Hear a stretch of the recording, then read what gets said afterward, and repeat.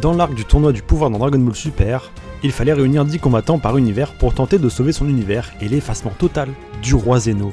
Dans l'univers 7, les choix avaient été faits, et alors que tout le monde pensait que Boo serait de la partie dans cet arc de Dragon Ball, eh bien le destin a fait que celui-ci s'est endormi juste avant. Sangoku prendra donc le choix de s'orienter vers quelqu'un, et ce quelqu'un d'autre n'est autre que Freezer.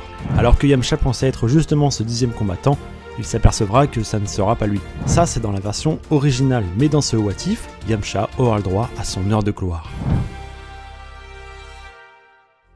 Donc au moment où Sangoku doit choisir le 10e candidat pour remplacer Boo, pendant qu'il se creuse la tête, eh bien Beerus parlera de l'armée de Freezer, et c'est comme ça que Goku choisira Freezer. Mais dans cette version, Beerus ne parlera pas du tout de l'armée de Freezer.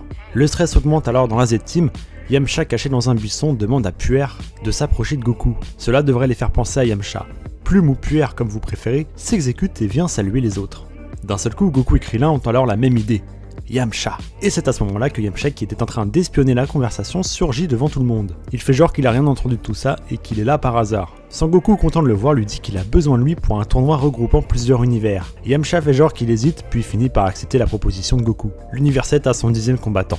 Tous se réunissent afin d'établir une stratégie. Beerus demande à Goku pourquoi ils n'ont pas pris les gosses qui fusionnent. Beerus parle de Goten et Trunks. Et Sangoku répond qu'ils n'ont pas la maturité ni l'expérience pour participer à un tournoi avec autant d'enjeux. Yamcha, conscient qu'il n'a pas une grande puissance, propose à Goku que tout l'univers 7 pourrait finalement fusionner entre eux, pour avoir plus de chances de gagner. Sangoku est contre forcément car il préfère se battre seul. Idem pour Vegeta, etc., etc. Et puis Sangoku explique qu'il faut quasiment la même puissance pour fusionner. Yamcha regarde tout le monde, et malheureusement tout le monde est plus puissant que lui, même Krillin. Tortue Géniale lui est en dessous de lui, en termes de puissance bien évidemment. Mais d'un seul coup son regard se dirige vers Tenshinhan. Même si Tenshinhan est légèrement au-dessus de lui, la fusion pourrait sûrement marcher. Tenshinhan rougit car il sait ce qu'il doit faire pour fusionner, des pas de danse très bizarres. Mais Beerus valide l'idée de Yamcha, et ordonne aux deux de fusionner. Malheureusement les deux n'ont jamais appris à la faire, alors Goku leur dit qu'il va leur apprendre. Il ne reste que quelques heures avant le début du tournoi, au final Yamcha et Tenshinhan apprendront la danse en quelques heures. Ils n'auront pas le droit à l'erreur car si leur fusion rate, ils seront obligés d'attendre 30 minutes avant de se séparer. Beerus dit à tout le monde de se tenir la main, le grand prêtre les attend. Tout le monde regarde une dernière fois la terre, et d'un simple coup de whis, tout le monde se téléporte. Les voilà arrivés au tournoi du pouvoir.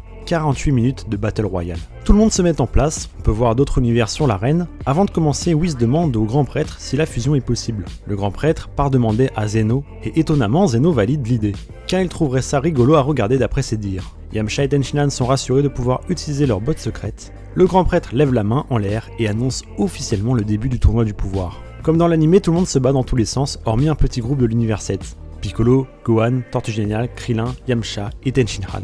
Sangohan lui veut privilégier le travail d'équipe. Malheureusement, ils se font séparer par plusieurs guerriers venant d'autres univers. Yamcha se retrouve séparé de Tenshinhan, ce qui devient alertant pour les deux personnages, ayant besoin de fusionner pour devenir un super guerrier. Yamcha se retrouve face à Rosel, un guerrier de l'univers 9. Celui-ci peut voler mais ne possède pas non plus une énorme puissance. Les deux s'affrontent et livrent un combat acharné. Tenshinhan, lui, malheureusement, tombe sur Frost. Et Frost est bien plus puissant, et il semble bien évidemment s'amuser en affrontant Tenshinhan. Yamcha finit par prendre légèrement le dessus sur Rosel, qui commence à prendre de la hauteur pour fuir. Yamcha saute sur l'occasion en s'agrippant à son dos. Les deux commencent à prendre de la hauteur, et Yamcha, en regardant vers le bas, finit par voir où est Tenshinhan. Yamcha saute et balance un Kamehameha dans le dos de Rosel, qui finit par tomber de l'arène. Tenshinhan, en pleine difficulté, balance sa morsure du soleil, ce qui aveugle temporairement Frost. Yamcha atterrit juste à côté de Tenshinhan, et les deux se regardent prêts à faire la fusion. Ils commencent à faire leur pas de danse, tout s'exécute très bien et les deux terriens finissent par s'unir, donnant la fusion Yamhan. Un guerrier puissant vient d'apparaître. Frost retrouve la vue et ne comprend pas où est passé Tenshinhan. Finalement, les deux engagent le combat et Yamhan semble prendre l'avantage. Frost sera obligé de se battre à distance pour tenter de trouver une faille à ce curieux personnage. Yamhan réussira à se rapprocher de Frost et va le mettre dans une énorme difficulté. Frost finit par lâcher 100% de sa force et le combat est un peu plus serré entre les deux. Yamhan prend un peu plus de distance avec Frost et envoie sa technique secrète, Dodonpa Mehamea. Frost réagit avec un énorme rayon d'énergie. Les deux attaques rentrent en clash et c'est finalement Yamhan qui prend le dessus et qui élimine Frost définitivement du tournoi du pouvoir. Cette victoire monte à la tête de Yamhan, et voilà qu'il se croit beaucoup trop fort en faisant ressortir la personnalité de Yamcha. C'est alors qu'il rencontre Dr Rota sur son passage. Yamhan ne perd pas de temps et utilise sa technique les loups solaires, combinant donc la technique de Yamcha et de Tenshinhan. Les loups foncent sur Dr Rota tout en éblouissant celui-ci, se faisant éjecter par la technique de Yamhan. Ça y est, Yamhan se balade sur l'arène, essayant de trouver quelqu'un qui lui tiendra tête. Hélas pour lui, Yamhan tombe sur Jiren le Gris. N'ayant pas du tout peur, il fonce avec un Kikoa très puissant dans sa main, alors que Jiren a les yeux fermés. Et là, Jiren ouvre ses yeux et finit par envoyer une énorme boule d'énergie sur la face de Yamhan. Jiren contrôle sa boule jusqu'à la faire exploser, Yamhan tombe et finit par être éliminé du tournoi.